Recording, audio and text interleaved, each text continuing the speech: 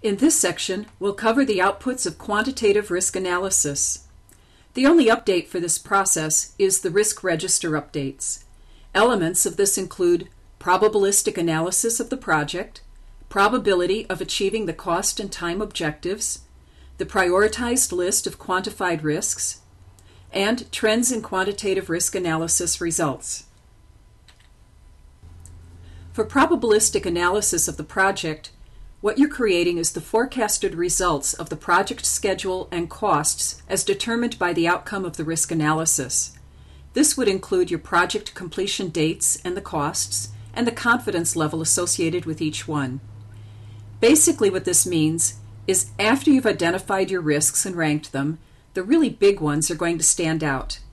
Then you ask yourself, if this is likely to happen, how badly will it throw my project off schedule, and how much will it cost us?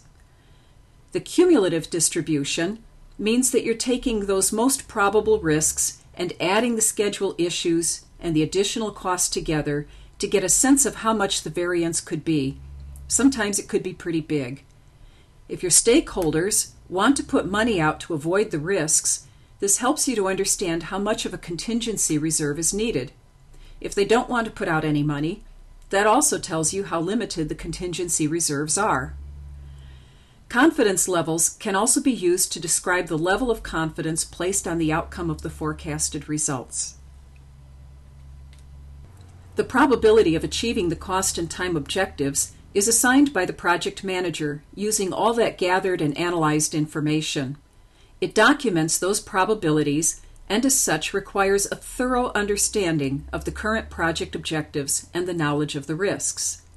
Basically, you're saying something to the effect of, there's an 85% chance that we'll complete the project on schedule. Or you might say, there's a 90% chance that we will complete the project within the $5 million budget that's been applied. And of course you want to update the prioritized list of quantified risks. This includes those risks that present the greatest threat to the project and their impacts. It includes opportunities as well. And it indicates which risks are most likely to impact the critical path. It also indicates which risks have the largest cost contingency.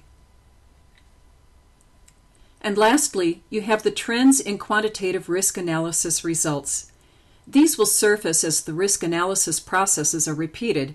It makes risks with the greatest threat to the project more evident. This concludes the discussion of quantitative risk analysis. In the next section, we'll cover risk response planning.